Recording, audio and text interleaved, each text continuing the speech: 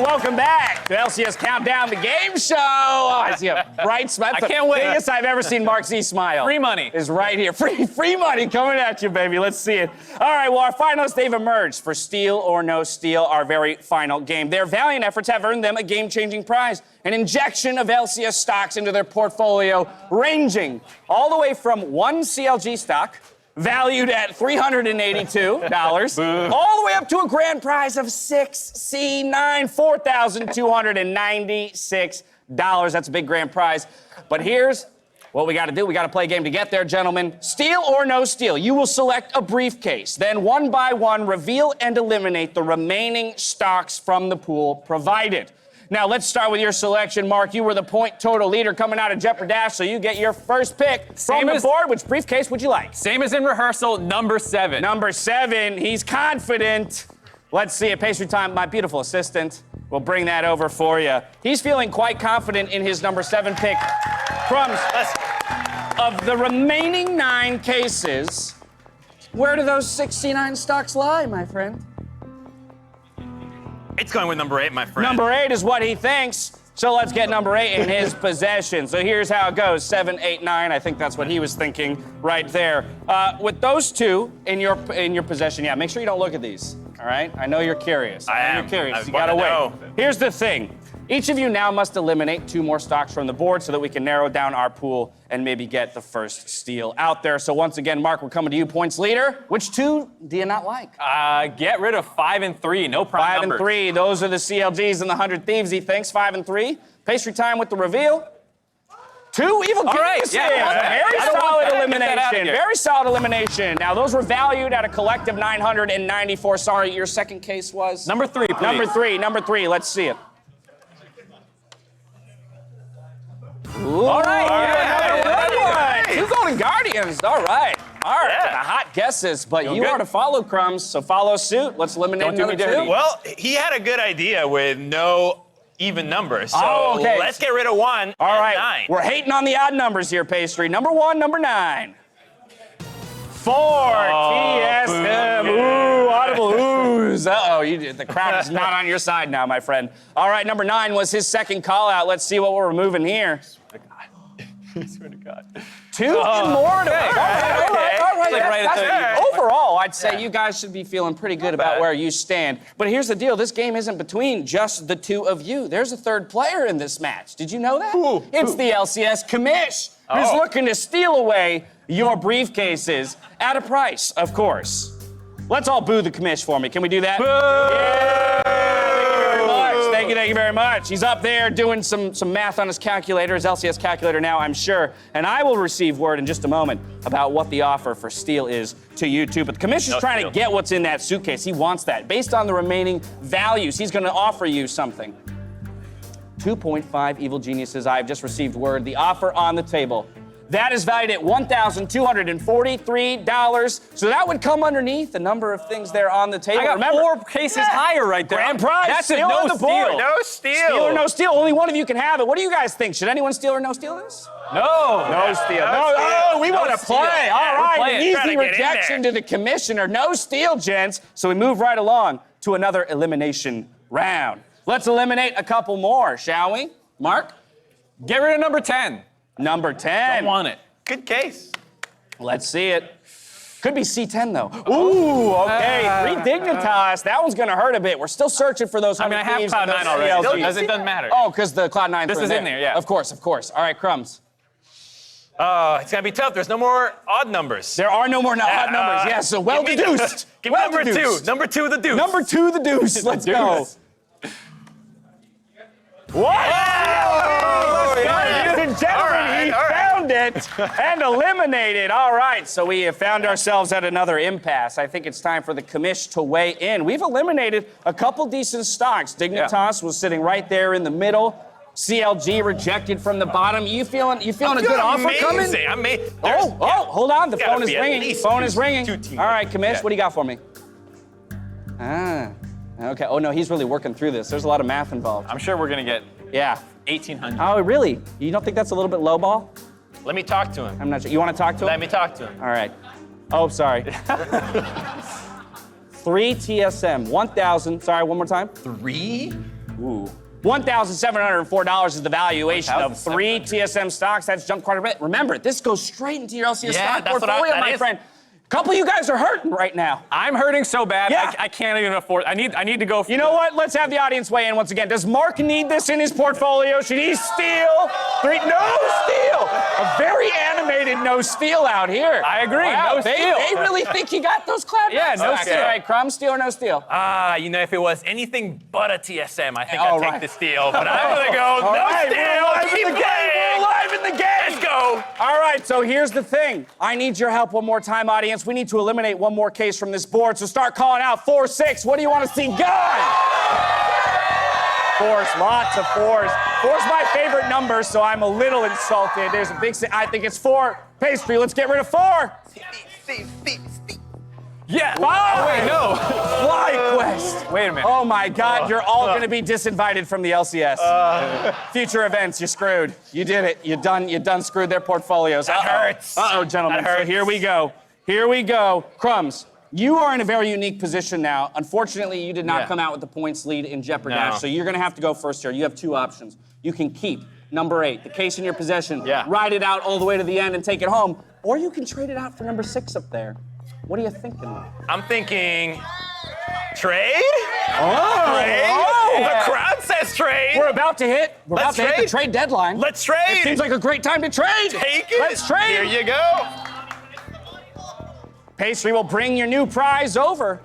Well, I'm gonna take that away. And Pastry, if you wouldn't mind revealing what Crumbs What do just you get? gave up. Cloud9's in here. Cloud9's in here. We're doing it. Yes. You guys. So Yes. here's the thing. I bet you're happy about your decision. We should just keep. Mark, you're probably happier because you get the final call. Points leader from Jeopardash. The final decision is to steal or no steal Crumbs' briefcase. But I said second. There's a lot of steals The out entire there. crowd says steal, There's a but lot of steals. I'll steal. He's gonna steal. He's Okay. gonna do it. All Give me right, that. gentlemen. All right. A gentleman's trade. Wait. And let's go ahead and get the reveal. I can't look. Only show the crowd.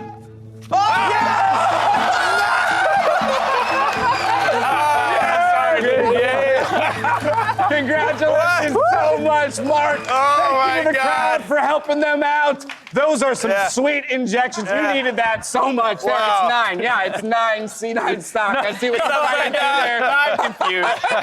All right. Well, now you're hoping C9 wins today against FLyQuest to keep that stock They price better. going up. You feel good about the win? I feel great. All right. FLyQuest is doomed. Mark feels good. I feel good. We're going to go take a break while the casters pick it up to get us into that game.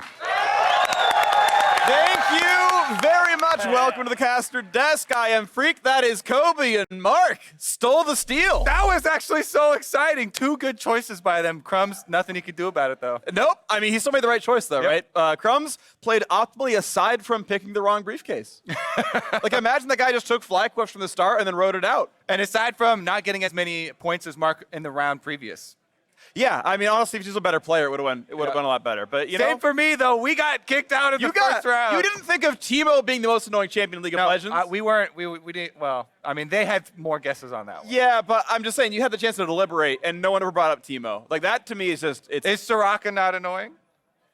Thing is, you got to think about this though. These are people who play solo queue at home. True. Soraka is mostly a bot lane support, and like, yeah, she's annoying-ish, but whatever. Teemo is actually a common pick up at home solo queue. Anyway, we got a game going. Cloud9 and FLyQuest, the 2 top teams of the split. No team has ever gone undefeated in the LCS, and Cloud9 are more than halfway there. FLyQuest, though, said, hey, Dignitas, you and me, we're going to take them down this weekend. Incredibly excited for this matchup here. FlyQuest have been climbing up the ranks, a lot due to PowerOfEvil, a lot due to IgNar, so supports as well as mid lane. Choice is going to be super important. Pretty standard ban so far from their side. No FLS Ornn right off the bat. Don't want to let those through. And the most annoying champ, as voted by the audience, Yuumi, also banned away. Definitely a strong enchanter support, and Sett, number 3 in that list, is picked up right away. So yeah, Sett really popular for blind picking for top side and can be flexed into the jungle, which I think will be key here for Cloud9. But so many top laners I talked to really like the Aatrox side of the Sett matchup because of the control that you get, with your range and with your Umbral Dash. So that's the immediate answer here from FLyQuest. No big surprise. All right, Zven now hovering the Ezreal. He has not yet played this year, put a lot of games on it back when he was on TSM the last two. And Tahm Kench goes alongside it. Very quick lock in here to the bottom lane. That TK partially a steal away from Varus. Let's see if FLyQuest can get another bot lane win here. It is the Blitzcrank coming. Oh, IgNar, baby! Definitely a classic for him. See what kind of engages he can get. The bottom lane itself, definitely difficult, to pull Ezreal in, of course, because of Arcane Shift. Yeah. But Tahm Kench is a viable target if they decide to have jungler come on down. And junglers are the ones being banned out right now, as neither team really has a definite jungler. Cloud9, as we talked about, could flex the Sett there, though. Sure, definitely a possibility here. Keep in mind, we are on 10.4. We are on a new patch. Cinder Hulk is very strong. Sunfire Cape is very strong. If Sett and Aatrox on top lane, they're not buying it, obviously, but this is the one where people are expecting jungle tanks to come through. I'm thinking we get one Amumu this weekend. I'm thinking you're wrong. That's but fair. We are also getting some bans here targeted at PowerOfEvil. We talked about how big of a part of FLyQuest he is. The Corki was such a big champion for them last week. He dealt out a tremendous amount of damage, was able to win them that team fight around Baron. So good ban there by Cloud9. No more junglers here from FLyQuest, just trying to whittle down that pool. And I expect another actually PoE focused ban here, because FLyQuest can keep that mid lane pick until last and wait for counter. Yep, Syndra, Victor, Rumble, stuff like that. A lot of good mid laners out there. Zoe, yeah. These are all PoE type champions. Yeah. When people kind of classify him as a player, they're not looking at things that are like LeBlanc. Kiana is banned out here. Kiana, by the way, I did a lot of looking at stats overall. Yeah. Overall, winningest champion in the LCS.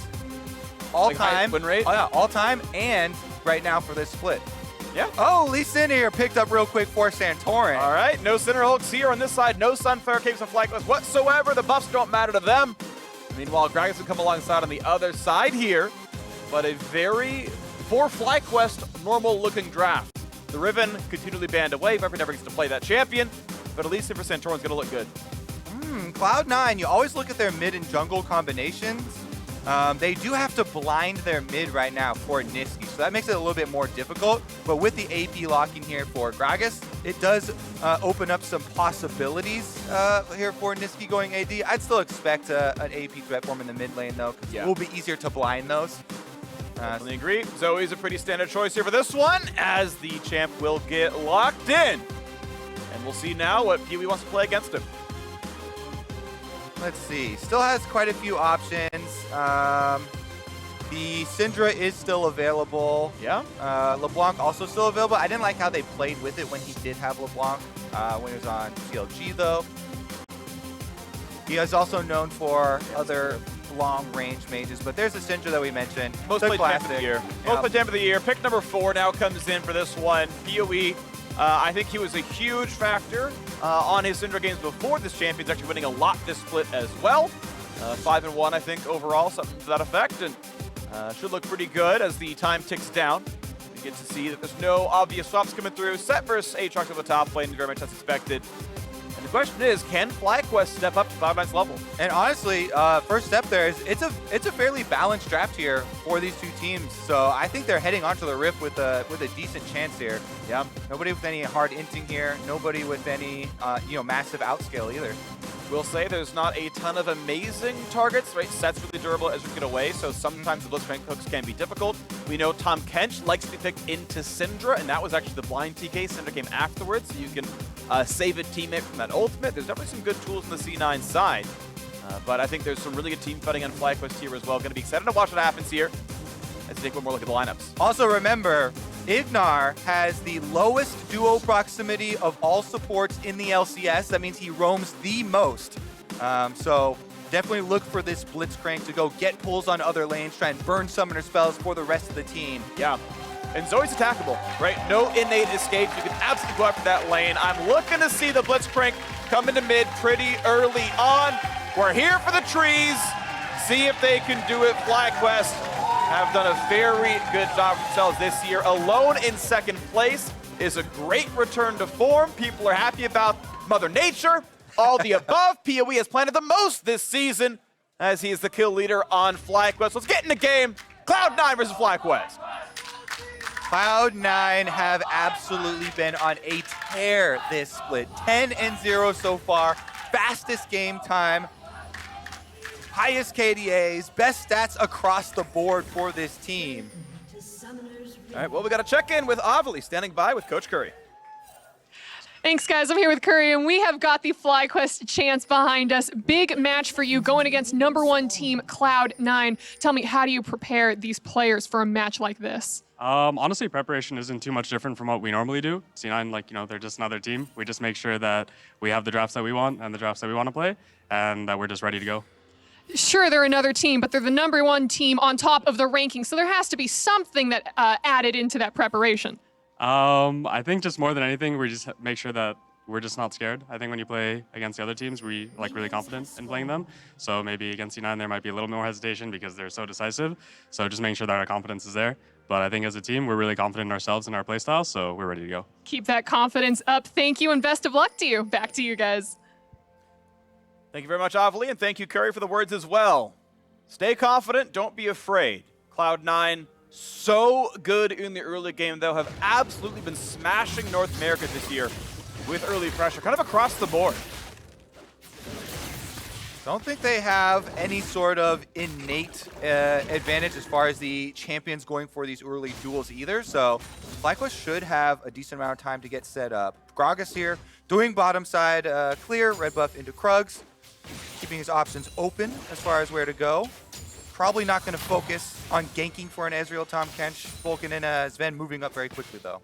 Vulcan happy to tank a hook if there is going to be one. There's the pull in, but they're going to just walk over to WildTurtle. That is a 2v1 that the Blitzcrank can't help with very much. Trade looks fine for Cloud9. Turtle down about 100-something health. All right, we also have a top-down clear for Santorin heading towards that half of the map. Lee Sin off of red Raptors. Try and get to his level 3. Let's see what his options are going for. PowerOfEvil also taking the cleanse here in the mid lane versus Zoe for Syndra in case he does fall prey to a poor bubble. That Gragas combination can definitely do wonders, and Nisqy grabbing the Proto Belt first pickup. Viper and Licorice doing battle up here. There's a bit more CS weapon to grab. Should be pretty close in farm, but Licorice temporarily down in health. Keep in mind, Sett has very high health regen, so it's not going to be much of a big deal. All right, as far as what they want to do in the early game here for FLyQuest too, I definitely want to try and play off this Blitzcrank, get some bottom What if he lane. stole this, though? He has Smite! He has Smite! He can take the blue! Zoe was only #5 most annoying champion. Shame on you, League community. Super annoying, especially for junglers. Nisqy gets the burst damage there. I mean, honestly, what do you do against the Zoe Q with Smite burst damage? You also have Smite. Just also press the button. Well, you have to time it exactly with his Q. It's know. definitely advantage to the Zoe here. I agree. He wants some revenge, though, freak. Oh, he's going to have revenge. It's on his academy team. And Nisqy just prancing around in the water like nothing's wrong. Little slap there. Slap on the ground from Santorin. Because bottom lane has priority, though, you can see the move up to the river. They're going to secure Scuttle Crab here for Blaber for Cloud9. Oh, look at that. Look at this. Look at this teamwork. Wow, 10 gold share for both of them. Beautifully done with the sweeper by Blaber. Nice last hitting there for Vulcan. 4 CS on the board as the Scuttle goes over.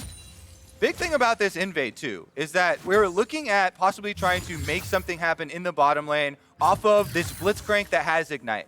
Trying to get a kill onto Vulcan on the Tahm Kench is a possibility if you get the Lee Sin gank down bottom side, because Vulcan's been positioning very aggressively, far up, and they could try and pull something in. But because of the invade, with the extra wards down there, Santorin has to go top instead. That is the first knock up. That's going to be decent damage. Good flash gets away. The flash follow. That's going to be a ton of crowd control, and he doesn't have the damage. That's first blood coming through for Santorin. Nisqy on the way over, going for the bubble. Nice sized up by Viper. They're going to get away with it. Another roam here from Nisqy, but can't get there in time, and FLyQuest strike first. First blood. I mean, when they had their big rise last year in spring, FLyQuest, top 4 team, Santorin was playing really, really well, and he's back out there getting an early conversion for the team. That being said, Blaber on Gragas, hard farming, and it does have a level lead, plus has been able to go back for the Predator boost. So after we get out of this replay, you have to keep your eyes on the Gragas. Santorin here, flashes in for the level 3, gets his slowdown critically, first, so he does not get the Q dodge. Sometimes these people just throw out the Sonic Wave, but needs to guarantee the kill there. And they had to guarantee it quick because of the roam from Nisqy that was called from PowerOfEvil. So some good communication and presence of mind there. FLyQuest thinking about the timing on their gank. As we said, though, keep your eyes on Blaber. He's gotten the level 5 on Gragas, went back for his Predator Boots recall, and offensively blown flashes can be punished just as effectively here. Viper and Santorin both flashing forward to try and get that kill. Blaber wants to make him pay. Ooh, he knows where he is. That's a body slam. Nisqy's on the way over as well. Viper is flashless and shouldn't have any good escapes. Nisqy burns the flash for the damage. Ult over the top. Cloud9 want revenge, and they will get it. Good job there. Just talk about punishing that flash. They do so. Santorin, because they reveal themselves on the top side, though, trying to start up this objective. See if they can actually get anything finished up here. Dragon does take quite a while for Mountain. Nisqy's roaming back down. Vulcan's heading over to ward it at the moment. He's spotted now by Santorin's ward and actually just blast cones away. So this is going to be a clean pick up there. Control to the pit. PoE helps to make sure, and well, FLyQuest get away with first blood, and they get the first Mountain Drake here as well. Small gold deficit from Farm, but a good early game here from FLyQuest. Also, because of the ramifications of that top lane counter here, you know, pushing the wave in for Licorice on the Sett, definitely right back on his feet, feeling very nice about the current state of topside. Sett, especially for the early stages here, with the Bramble Vest trying to get some healing reduction on Aatrox very early in the game. Does solidify this area of the map for them. And now we got to keep our eyes on Nisqy. You can see how much they're investing into the wards in the river on top side to allow him these possible roams. He keeps on pushing in mid lane. He's not losing out on a tremendous amount of CS to go for this because he's able to get PowerOfEvil at his tower first. Syndra, though, gets a big spike on level 6 as far as the 1v1. No stun is a little early. You can tell what he's going for there. But IgNar is now here. Nice sidestep by Nisqy. IgNar could have kept walking straight forward and gone for the E. Didn't go for that one, though, as Nisqy comes back alive and up in health. So PowerOfEvil there. You go for the Syndra stun on where Zoe started her R from. Not able to get the stun means that they're not going to be able to get anything out of that gank because Nisqy, really nice footwork, dodging all the follow-up damage as well. No hook landing, no Qs landing. Just such a confident mid laner here. And that's kind of something that FLyQuest themselves talked about in the interview, how big that is going to be in playing against Cloud9. Well, right now, FLyQuest are down about 500 gold. And that's despite the extra 150 from a first blood coming through. So kudos to the laning phase of Cloud9 so far. You've got about a 2-camp lead for Blaber and 15 CS for Licorice, kind of paying that off. And we'll see if FLyQuest can get more done. Of course, Mountain Drake is useful, but early game gold value, I would say not at 500 just yet. Yeah, I like how Licorice is playing this too, because we mentioned, oh yeah, your early Bramble Vest, and with the extra CS he was able to get off of that counter kill on Viper, turn it into a nice lead for him. You don't get to solo kill the Aatrox unless the Aatrox chooses to make a mistake, right? If he goes too aggressive on you, overcommits on the Sett, you know, he's applying the Bramble Vest Grievous Wounds to himself, he's getting baited in by the W, but it does allow you to go for the cull, and you can basically cash in on extra priority, extra money that way, without having to try and earn yourself a solo kill, which would have to come at the cost of your opponent choosing to do something there. Yeah, what they want to point out with people buying Cole is, obviously it has stats on it, right? It's attack damage, life on hit, like it's actually a good landing item in and of itself. But if you're on all the money, you sell it back, you profit 180 gold. Now that's fine, that is a decent amount of money, but a lot of people, I think, consider a Cole, oh, it's like 500 gold. It's like, well, it's 180, which is fine, but it's a wave and a half. More than a turret plate. It is more than a turret plate, you know? Like, again, it's not zero, but it's not, I think, as high as some people kind of expect it to be. Definitely true. All right, Blaber here. You can leash the Shelly this far, but you can't kill it that far out of the river. She will run out of patience and leash right back to it. Nisqy with the blue buff, though, trying to help him with the extra priority. Both solo lanes on top side, like we talked about, really secured for Cloud9 off of the follow-up play there. And they're trying to burn it down. Let's see if the roam from IgNar, both supports coming up. Actually, teleport not available for WildTurtle, so FLyQuest will be outnumbered. Because Turtle's in base right now, so it should be Cloud9's. Yep. All right, off they go. Nicely picked up. Cloud9 get a sub 10-minute Rift Herald pickup. We know a turret plate's going to be crashed down before too long afterwards. Let's see where they want to go. A couple of recalls have come off in the bottom lane. Most of the Manamune in for Zven. Just picked up the pickaxe. Tier is stacking. Sheen's already there. decent out of spike for WildTurtle as well, who's come back to land upgraded boots. I really like this focus from Cloud9 too on the objectives that are going to matter. They are running a pretty heavy poke competition with both Ezreal and Zoe. They're up next. They're up next. Thank you. We have proven that the LCS audience can read. Let's go. Basic education. Woo! Woo! That's right. Cheer for literacy. Back to the Cloud9 objective focus though, with their Ezreal and their Zoe picks here with the high amount of poke that they've indexed in with this champion select. If you can get those outer turrets down and get your vision moving in, it really helps so much when you have these type of compositions, because the thing that they have to worry about most is the hard engage from FLyQuest. That's flanks from Viper, which you are able to defensively ward against when the outer towers are gone, as well as like Blitzcrank trying to flash, grab a pull on somebody, force those engages that way. Otherwise, everybody knows why Zoe was on that list, freak, of one of the most annoying champions in the game, constantly throwing out those sleepy trouble bubbles to look for picks, constantly throwing the poke through with the paddle star. And there is that Rift Herald activation mid lane trying to open up the map. There will be some more money going in. Plates number 2 and 3 fall off. Decent money now throughout the mid lane. Nicely done there. Nisqy and Co get a 1,000 gold lead. Good damage to IgNar stun, but Vulcan is right there to make sure Nisqy lives long and prospers. Yep, preemptively there. Make sure there's no possibility of the Syndra stuns coming out, the Blitzcrank hook. So, big chunk onto the tower. Fight over Scuttle Crab, though, on even terms. Oh, and a fight in the mid lane. This is big damage. Nisqy heals early, stays alive, does not find that Q, but Cloud9, ready to keep going. Flash of the wall, flash, follow, ult backwards. Do they have the follow through? Yes, they do, but a hook need a lot. Vulcan there to save, burns his flash for it, and a stopwatch. Ignores the back half of the Q, Drowsy coming in. This could be good damage. Nisqy can try to follow through. IgNar blocks it, puts in the ult. 5 HP, flashes away from Zven. Just barely getting away, but Cloud9 1-0. Big skirmish freak, but bigger toll afterwards, because the Infernal Dragon is ready for Cloud9. They immediately move into the river and are going to be able to pick this one up. FlyQuest have to recall after not only losing their mid laner, but also taking big chunks of damage.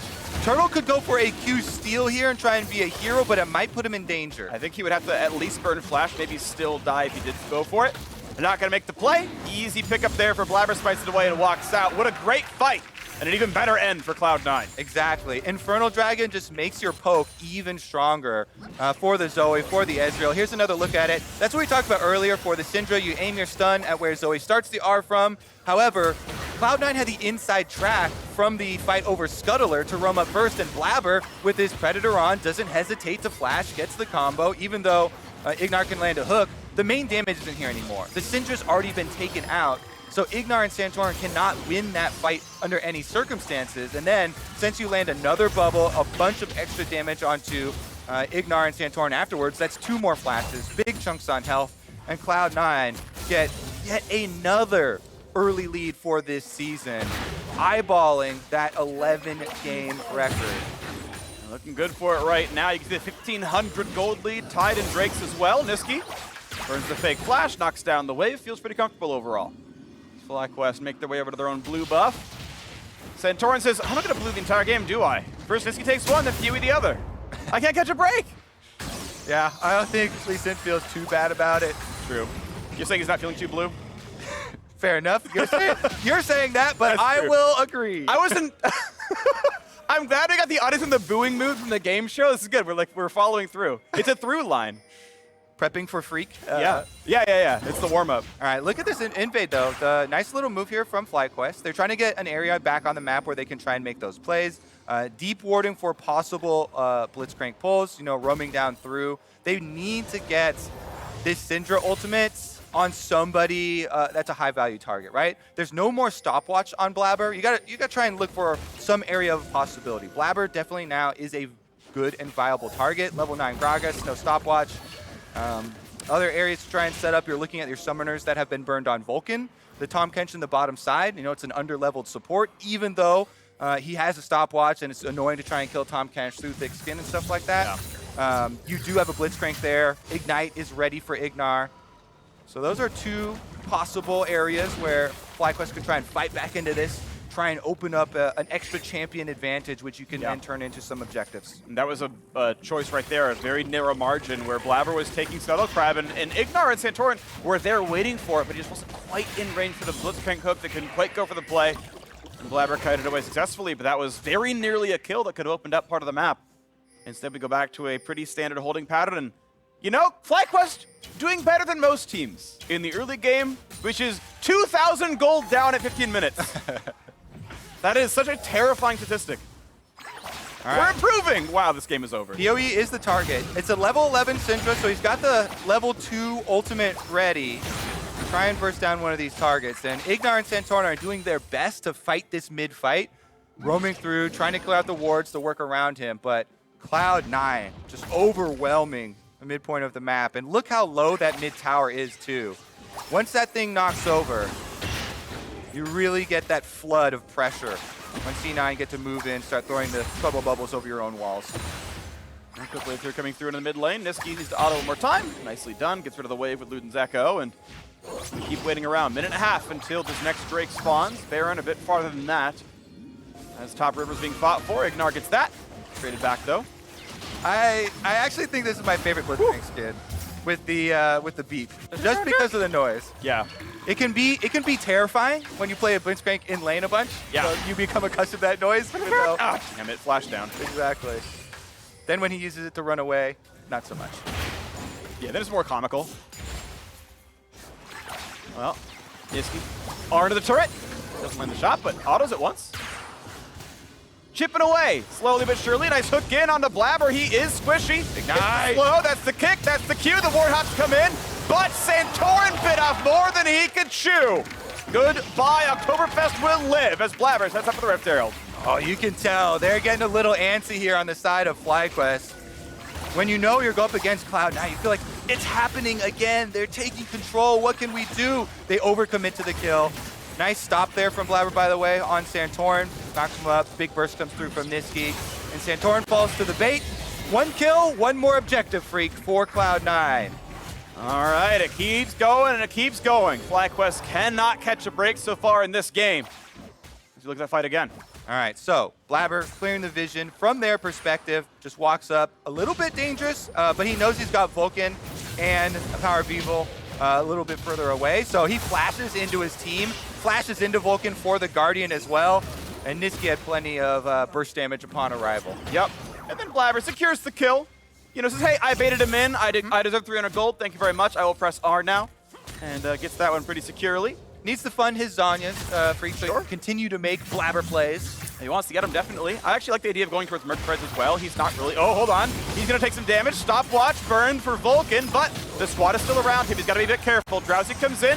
Could be some decent damage. A big chunk of IgNar going to stay alive, though. Vulcan does fit Nisqy back out. And then a flash to safety keeps him alive. Next poke. Oh, wow.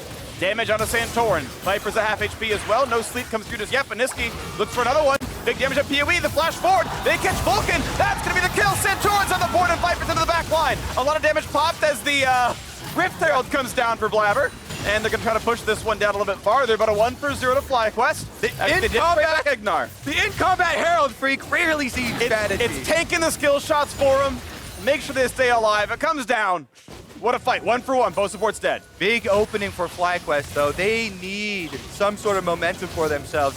Two main members for C9 are down, trying to finish this one off. I doubt Blaber goes for a steal. Santorin going to pull it out just to make sure here, and FlyQuest will add another Drake to the count for themselves. Unfortunately, no Ocean Drakes will grace this Summoner's Rift, but they did get some kills, so they plant trees anyway. Nicely done. As they've got a couple more. Once again, a lot of hooks for IgNar. Finally set up the kills. Right, so we talked about it. Tahm Kench does have the stopwatch. Really good uses there at Voltage. He actually avoids the ultimate from WildTurtle. Then he still holds on to his flash. Here, a poke comes through from Nisqy, and you can see C9 trying to poke down members of FlyQuest before fully committing. Then Blaber goes in during that big chunk onto IgNar. Nisqy flashing forward on the Zoe gets dangerous. He has to sidestep that hook, but then it goes through and gets Vulcan. That's the extended Blitzcrank range after a few patches ago. So they gave him the bonus, and he actually ends up with a kill for FlyQuest. As we mentioned, Combat Herald activated. Shelly really trying to get into the action, but unable to make anything. And that's a 2-for-1 for FlyQuest as they take down the second Herald without losing their mid tower. In the process, though, topside has gone down. And credit to Viper for getting so much damage done. Both top runners TP'd in, and Viper got like 8 times the damage output, so kudos on that side. And the game is within spitting distance. 1,800 gold, not bad. Actually, sorry, 2,800 gold. Still pretty rough, but math is hard once in a while. A little shameful there, but still possible for FLyQuest to win around. They've got that extra Drake on their side. They're only 8 minutes away from Soul. And more so than like gold in the bank is items in the tank. Look at these Trinity Forces completed. It's a 2-item power spike here for Zven on the Ezreal. Ezreal is one of the highest damage output overall 4 games for the marksman role because you get to poke so much. Yeah. You know, and with the buffs, the compensation buffs for attack speed for Ezreal, and with the new lethal tempo version, he really can dish it out. So big 2-item power spike for Zven, who's been a huge carry for this Cloud9 team. Feels like him and Nisqy are well positioned to dish it out, and it puts more importance on the FLyQuest engaged members that we mentioned earlier, trying to find those pockets of fog of war to get flanks off.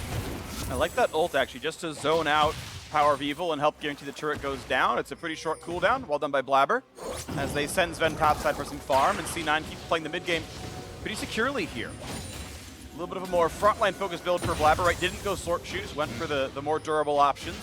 I'm looking for some Blaber plays, Freak. He's got the Zonias, he's got a flash ready too. Almost Licorice plays, but it's ult to run away. Viper gonna find some more knockups and actually forces the flash out in the 1v1. Props to Viper. That will be down for the next dragon as well, and that will be Soul Point Dragon for FLyQuest. Once you bump up to 3, you could get some little bit of extra pressure. I guess Cloud, Soul, not the biggest moment, but it is super nice for Syndra. Definitely a point of power for them to try and play around that burst damage. Power overall, you can't run away from the Blitzcrank. That's going to be a lot of damage, and the flash kick to go in for Vulcan, and he is gone. A ward hop away, Santorin, he's gonna get away. What a setup. Blaber can't find Viper either, and FLyQuest tie up the kills. All right, side lanes are pushing too, so this is critical. Cloud9 had done the setup work. They've got top wave already in, and Licorice taking a tower on bottom side. Wow, they went for that skirmish. So FLyQuest, they do get their kill. They strike quickly, and Santorin's able to get out with his life, but Cloud9 still finds something in the process. Yeah. And that's why we emphasize setup work so much for these mid-game plays, because even if something does go bad for you in the skirmish, you can get something in exchange. Yeah.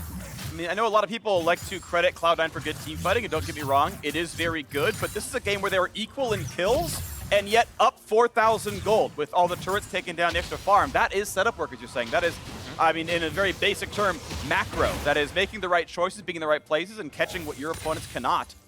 So really big stuff right there. As you can see, the gold difference has basically steadily been growing the entire game long. This is what we're used to seeing with Cloud9 games. Starting out with early skirmish victories and controlling later objectives. Man, FLyQuest really trying to make use of this control ward on the side brush, but Zven and Vulcan, 2 of the slipperiest. Forces the flash, Blaber feints to pretend he might have gone for it, Turtle at half HP, and suddenly mid lane control goes to Cloud9, but a hook comes in. That is Vulcan, who pops the stone plate, finds a slow. IgNar's at half now as well without Aftershock available. Here comes the flank play now for the top laners. They're all coming in to try to push down Licorice. But first, IgNar's gonna die. Ult comes across, builds some space, knocked back in Santorin, and Auto can't quite kill him. But Nisqy can certainly take down Turtle, and that is a sleep coming through. That is pushing down Viper. 3 for out of Cloud9. The Cloud Drake is there, and so is the mid lane. C9 do it again. They're playing this poke comp so well. You can hear the crowd gasp every time Nisqy lands a paddle star. You get a big paddle star onto IgNar, you get another big one onto WildTurtle there, and then FLyQuest have no options. Each of those combos landing from Nisqy is 50% of a FLyQuest member's health, and then once C9 know they have the advantage after chunking 2 members down, they go for the follow-up. And look at that. If they win this game, Cloud9 lock playoffs in the beginning of week 6. Oh, nicely done right there. The chance at 11-0 already being secured in the postseason. Looking to play around this. Santorin does have smite and almost has the kick. So C9 disengaged. Now Viper gets away from the bubble, but he's still going to take a little bit of damage on the way out. This could be the re-engage. He pops the ult, finds the knock. If Nisqy spit back out, Vulcan's got to be careful. Pulled right back in. Big damage. Viper healing, just barely gets away, but has to burn the flash for it. C9 running out of health. No regen there. Going to disengage this fight. Couple of good pokes there. They don't quite pull in for the extra kill, but FLyQuest are able to defend the Baron for now. Here's another look at how it started out. Look at this Zoe here. Goes in for another chunk on the IgNar right after the Aftershock falls off. It's able to land, and that's previously WildTurtle was the victim of the same combo. Then with the Licorice over here trying to win that 1v1, they're able to chase him on down, and Nisqy lands the second combo onto Turtle, taking the kill for him. It's just Cloud9 sweeping through. And look at that smile on the face of Nisqy. One of the front runners MVP this season. Pretty much anyone on Cloud9 could be that. As they are poised to go 11-0 and take control. Yeah, Nisqy, he's still on the screen. What an attractive man. What a great mid laner. Most damage in the game. Keep going, Freak. He is not French, but Belgian. True. Ovely, take notes. Nisqy facts. Yep. Turkish heritage. What play do you most remember Nisqy for? That bubble right there. I have a weird remember answer. in perfect clarity. Okay, so Freak has a recency bias. Yes. For me, it was Envy when he first came over to North America, and he actually played Lucian and got this big kill onto Bjergsen, and they were playing against TSM, and it really got him a lot of notoriety here because TSM is so popular, and Envy was having a rough time. Yep. Yeah, I remember Envy was a 10th place team. Nisqy joined. They went to playoffs. Yep. The very next split. That was the only roster change. And now maybe wins an LCS title. Of note, Cloud9, the only LCS roster without an LCS champion on it. Or even a split champion in any of the other leagues. Ooh, that is flash down from Vulcan. Nice hook there for IgNar. All right, Cloud9 trying to play 1-1 at the moment. They have the super safe Ezreal, Tahm, Kench in the mid lane, along with the jungler. Nisqy floating around top side to try and clear it. They don't have a lot of vision for him to work with, but look at the ultimate Abyssal Voyage. Right on top of three of them. Big damage across. He saves Zven. Vulcan's at half HP. And now an explosive cast. Could be another setup, but they can't quite find the rest of the damage. Ulti burned, never gonna walk away. Yeah, Cask actually splits PoE and IgNar and knocks PoE away from a possible paddle star there from Nisqy. It's going to be a disengage, and FLyQuest, their #1 priority right now is trying to keep wards on this Baron and in this jungle leading up to the Baron. You can see with this vision toggle, they're using everything they have to try and fight and keep this clear. It's so scary when you have these bubbles coming through over all these walls. Yeah. They have basically two decent wards that affect the game state. The waves keep being pushed in. Hurricane in for Turtle. He's had that for a while. Rage Blade is next up. He's halfway there. That'll be nice for him when he finally gets through onto that one. That'll be a really big power spike. He can start taking down frontline pretty well with it. But right now, C9 still sitting up the top river. They got close to Baron last time, but FLyQuest pushed them off. This 5,000 gold lead, though, might continue their map control. And for me, if I'm calling for Cloud9, I say make the safe play right now. You keep enough pressure on FLyQuest simply by having the control ward on Baron. So they should be able to just play it slow. Don't start the Baron. Just take your dragon when it arrives. They don't have to push anywhere in right now. Wait for the 35 seconds to get your third Cloud Drake. Ensure that you have the possibility of acquiring Soul later if something goes drastically wrong before they really try and get one of those picks around the Baron. Simply by controlling the vision here, you put FLyQuest on edge. And they're going to push down the mid lane yet again. Going to push FLyQuest on edge as they... Ooh, they could take a big stun, but...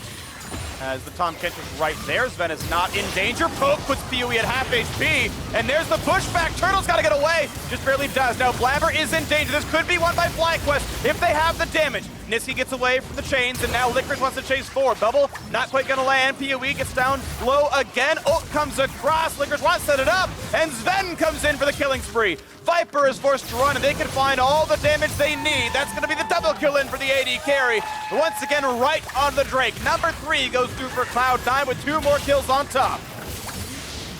Cloud 11-0 might be a reality pretty quickly here, Freak. That's third dragon for them setting up for the Soul. Plus it will be Baron. Yeah. They may very well just end the game before the soul even comes up. Red buff fight here, actually. WildTurtle's able to sneak it away before Cloud9 move in for the Baron. It will be a very small consolation prize, but maybe they can get some sort of miracle steal here. I do see Santorin working around the top side. There's a lot of Cloud9 vision to get through, though. Cloud 11-0, Cloud playoffs. It's not a number, but it's still a reality for the squad as Baron comes over. Blaber picks it up, and this is a nearly unassailable lead. All right, once again, FlyQuest trying to make something happen by pushing up the mid lane so they can move in towards the dragon. Nisqy comes in, gets a big chunk onto PoE, but not the bubble to follow up. Blaber's commitment there onto Turtle gets him very low, but they actually don't finish him off. So that's why you're saying, oh, FlyQuest, they still have a chance in this fight. Then it's the re-engage. Licorice just charges through, and PoE gets sectioned off down here in the bottom half. When you get this Licorice ulti, it actually forces PoE in the other direction, allowing Zven and Nisqy to chase him down. They finish off the extra kill. Nobody can get away from Cloud9. The chase is there. And now we're back out onto the map with the purple buff. Yep. Very easy for this team comp to siege up. Ezreal, Zoe, just keep throwing out your spells, and your cannon minion buffed up by the Baron will do its work. C9 has never lost a Baron all split long. Tends to happen when you win by so much, and you've pretty much never had a deficit past 20 minutes in your life. As Cloud9 push down for bottom tier 2. Their 4th turret to kill. No contest here. Not going to find the crowd control just yet, but they're ready to keep pushing forward. Looking at the inhibitor turret now as IgNar is ready with the squad. C9 sits on the right-hand side, so the minions are in the way. Blaber, though, jumps away to not get pulled, and the turret's going to fall down there as well. Zven feels safe to walk forward. Gets away from the Sonic Wave, and that is inhibitor gone already. 32 minutes in. The stun, though. That's damage on the Licorice. PoE dropped a bit low. Q comes out, almost went down to the ultimate. Is there a re-engage? Anything to be had? Not going to land the poke as Cloud9 walk away and look to lick their wounds. Missile Voyage over to mid lane as well. They can push up, try and get another secondary turret for themselves. Let's see. No teleport on Licorice, so they don't want to force too hard while he's away. You got to look at it from FlyQuest's perspective, though. They're so far down right now. Any opening you jump on at the moment to try and get a pull, try and get a miracle kill. And that is the turret going down. FlyQuest have not found that opening. They have not found that miracle. As the wards go away, the poke lands. Nisqy! That was the opening! PoE with a max damage build, lands the ulti and takes down the opposing mid. Really, really big kill to put a stop to the siege with the Baron buff. You have to count your wins. You know, there's a lot the FlyQuest have to do to get back in this game, but taking down the Zoe is at the top of the list, Freak. Baron buff should time out now. They would only have 30 more seconds, one more wave to work with, and FlyQuest still have inhibitors up in mid and top.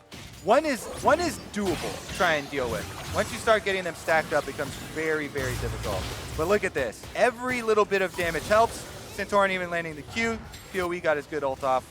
That's enough to finish Nisqy even after returning. Without an ult, he chunks Licorice to half HP. I do think that a build like this, by the way, Death Cap second and Avoid third, is just a lot of damage in kind of all cases. It's very generalist. You're very good at killing almost any target you go for. I think this is very efficient. One of the best options you can go for, especially as a burst mage who can't wait for something like Leandry's to stack up. Love that build on Syndra. It's going to go well for him. If you really want to max damage, you go for a Spellbinder next. It's 120 ability power. Times 1.4 because Death Cap. That is very one-shot. I also really like the speed on Spellbinder. Yeah. Syndra, you can see the really good Syndras get those little bits of mispositioning sometimes. But if you can get the angle on your stun to get those double stuns, or a team-wide stun for putting down some good Qs and then getting the right angle, that can actually pull you back in some of these games where you need a big miracle play. If you stun up the Zoe and the Ezreal, you'll put a stop to so much of the damage output from this team and give your team a chance. Taking over the jungle yet again is Cloud9 as their teammates respawn in 20 seconds on Cloud Soul is the name of the game right now. FlyQuest almost assuredly will have to contest that bottom river. All right, it's becoming even more difficult too because not only do Cloud9 have Tahm Kench, but both the Tahm Kench... Half health on Viper, the pull on into Sett. Big damage, has the shield, dunks to the side, puts in the damage, and that's going to be one kill picked up. That's going to be a second. They don't need the Drake. They decide to engage on the mid lane. And that's now 3 of FlyQuest running for the hills, trying to defend. Viper cannot find a single one, though, as Licorice puts in another stun, and they find their 4th kill. It is PoE left alone. It's the power of Cloud9 going 11-0 and locking a spot in the playoffs at the start of week 6. The Nexus will fall, and no one comes close to beating Cloud9. They get the power dive. They get the extra kill, Freak. And not a single team has been able to even put a dent in this C9.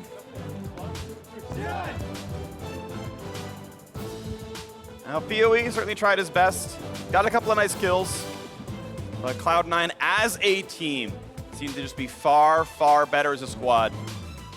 No one has measured up to them so far in the LCS this year. They're very good at these early skirmishes and getting themselves that first advantage, but what I like even more is how they push the game forward so quickly. They focus on getting those heralds, knocking down your turrets, playing aggressively when the dragons are going to come up, trying to continually force you further and further back on the map. Force some more mistakes out of your team. Yep. I will say for the FlyQuest side, I still liked how they played. This is the measuring stick is Cloud9, and there isn't a team in the league that measures well against them. FlyQuest measured among the best that teams have. They still, to me, look like the number 2 team in the league. Their record represents that as well, as we watch that last fight once again. Yeah, the bubble had landed, so they go right for it. Licorice on the set, charges through, finds the ultimate to draw back.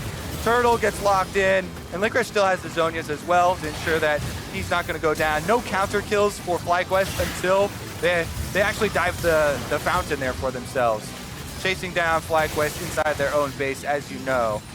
And then they got their eyes on PoE, Freak. Yeah, they wanted the ace. He said, okay, turrets are gone. We always win. Let's do it. This one's for the Bud Light. Everybody in the fountain. Nice stuns, good kickback. Got a kill on Zven. His KDA is already dead, so. And Vulcan was number 2 KDA. So top 2 KDA players of the league just went down there. They're going to give you a freebie. Wow, well, rip to the KDAs, but we're headed for a quick break. When we come back, the State Farm Analyst will break down Cloud9's incredible 11-0 start. Stick around.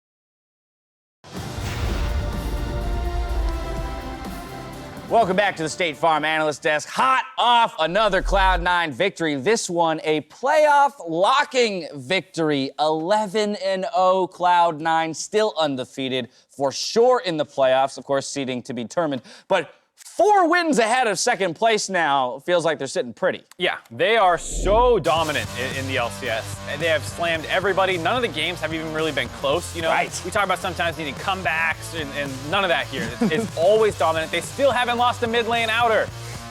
Actually, not losing a mid lane outer just speaks to like how strong the team is, because usually teams are gonna have like a bad early game. Something's gonna happen. You're gonna mess up one. You're gonna lose Herald maybe, right? You're gonna lose a turret, but never, or in 11 games, not to lose it once. Especially mid lane, because it's so important, means they're pretty much in control of all their games. There's no weird comebacks that they have to do. Yeah, there's so many different stats that you can point to with Cloud9 that speaks to their dominance, but I really like how kind of individual that stat is, right? And how, again, it's probably not a stat possessed by any other team in the world at the moment. I haven't heard of that like being like a measuring stick for any good teams Especially ever. this late in the season or anything, yeah. 'Cause, I mean, you just expect like, we messed up one early game Nisqy got gank or solo something. killed once, Yeah, yeah. something happened. So I realize this has kind of been a split-long quest for us, but I still want to see if we can get any closer to the answer of how good this Cloud9 squad actually is. What can we expect from them in a playoff picture or a postseason based on the fact that they still haven't dropped a game here in the LCS and, as you mentioned, Mark, don't really seem to be challenged all that much. No, I mean, the 18-0 split is obviously something people are wondering a lot about. This is their best competition right now. They just beat the second place team. Right. I think Team Liquid is their FLyQuest last. looked good, though, at least. FLyQuest looked really Yeah, good. they I looked do good want on to say that. that. Liquid is their last game in Week 9. That is correct. If we look at the other big competition, TSM would be what people point to. That's next week. So 1 week to go until that game. Yeah, so a couple more hurdles. Team Liquid is given the full split to achieve their power level, and I think that's really hype going into playoffs, assuming TL does rip off a little bit of a run. You feeling the 18-0? You think we get it? I think so. The mid lane yeah. stat is what really makes it for me. All right. Yeah, just like they need to have a couple of games that are like, oh no, they might lose. Like I need to sweat a bit, and then I'll be like, maybe they can't do it. But I don't know. Any of these games, I'm very comfortable. Like, oh, the other team has a gold lead for 1 minute, maybe. That's maybe. That's maybe as long as they get They it. lost Maybe one a minute. skirmish. They Yeah. got one gank in the top lane. They did have a gold lead right at the outset there. Some more mid lane stats for you as Nisqy picks up player of the game, but I want to continue to determine or decipher why it is that Cloud9 is good and maybe what an attack plan would be for a team. Because again, within all of this, I still want to figure out how does Cloud9 eventually lose a game? It's tough because, I mean, if you watch how they actually play the game and get some of their leads, it's just they're better, and that doesn't feel nice to say, but like this is not like an I out thought you. It's like he went for a solo kill, didn't get it, it gets scrappy, other people collapse, and then it gets really messy. Yes, they get the kill from the chase down, but then it gets into this crazy mid-jungle 2v2, flashing over to devour him, spitting him back out, then he goes in, stopwatch that, and it becomes so much more than like a set play. You know, it becomes how well you work as a 5-man unit as well as your individual mechanics, so everyone's playing well. Right, that play from start to finish was not called prior to the That wasn't a happening. macro play, Right. You know? No They're big brain coming. there. It involved the whole team coming. There's definitely collapse Yeah. calls. Big execution, right? Big execution. So probably how do you reconcile kind of the same issue, same question? Yeah, so a big issue playing against Cloud9, well, if I was, is like, what's the easiest win condition for me? And I think almost all other teams in the LCS right now, the other 9, I can point to something that's repeatable, right? I can like beat this guy's top laner, or like, I don't know, maybe their jungle support synergy is not good. Like, I can attack something. But with Cloud9, I'm kind of like, man, you guys, players just be better. Just be better than them. I think that's just be better. Yeah, it's like I can't think my way to a slam dunk. Right, Right? yeah. Like I can't 6'2", out of shape Mark Z can't think his way to a slam Got dunk. it, I got would it. have to practice a lot. I'd pay to see it. I have to practice a lot and become a lot better. And I Right. think that's Or where a lot get of a trampoline, you know. I could cheat. Right. Okay, but that's where cheating teams off the table. Cheating off the table, that's where teams are right now versus C9. It's not like here's a cheap and easy way to beat Yeah. C9. They actually have to become better and put the work in to start winning those kinds of skirmishes, because that was not hands down a C9 win. But this is not to state that you think Cloud9 is a perfect team. No. Just that they're at a level that other teams can't cheese reach or can't cheese a win out of. Because is it your belief that if and when some of these other teams do get better, that at that point we might be able to identify a weakness in Cloud9 that could be exploited? Right, I think if you took C9 right now and put them up against the other best teams in the world, they probably wouldn't look just like this because other people would maybe win that skirmish. Maybe that Syndra does get the solo kill by playing it a little bit better, or they bait that out. And that's where I think C9's winning a lot of these games, and why we're saying other teams need to improve on a fundamental level to catch them beyond cheesing, because otherwise you're just waiting for C9 to make a bunch of mistakes. Yeah, I think I don't know, other than, just Sorry, I know. players It getting brings a better. tear to your eye, my friend. But like, we actually need some kind of, like, we need another team to come in there and beat them up, at least in laning phase, because that's what we still haven't seen, is like C9's like actually at a big deficit in laning phase. Like, maybe sometimes, yeah, they'll die to a gank, something will happen, but it's never this like sweeping problem that they have to issue. So all right, you're going even with Cloud9, right? Because you can't beat them in laning phase. Right. Now you have to be better than them as a team, which is another really hard thing. So usually, if you're playing against a team better than you, best case scenario, you try to stomp them early game, right? We're gonna pick early game stuff. They had Syndra, they had Varus. I really like FLyQuest. Yeah, they had a great draft for beating But you need to be able to defeat them a bit early, because that's gonna give you your biggest chance to defeat them like mid-late game. Because you don't want to go into mid-late game on an even playing field and be like, My goodness. let's challenge. How painful it is, though, to hear that was that was probably your that was a best solid draft. draft. In a lot of That was a ways, good- that was one yeah. of your best drafts to do what you need to do, and it still didn't net the win. And it's a very particular to FLyQuest because they could do blitz. Yeah. I think that's like a big trump card that they have, and no other team can really be like, we're just gonna pick blitz now and not lose them a lane. kill. It did get them a kill. It wasn't enough, though, to take down Cloud9. Domestic dominance is a quick way to get to the world stage and then test yourselves against some of the world's best. When we return, we got Team Liquid trying to get the better at TSM. Don't go anywhere.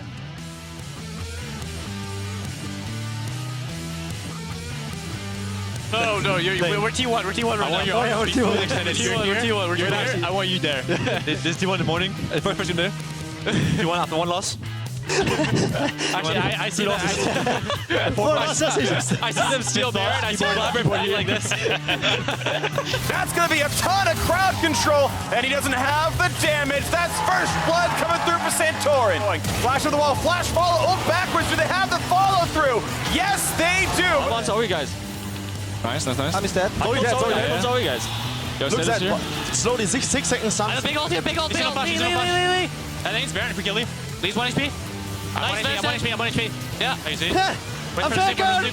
Half health on Viper, the pull on into Sett. Big damage, has the shield, dunks to the side, puts in the damage, and that's going to be 1 kill picked up. That's going to be a second.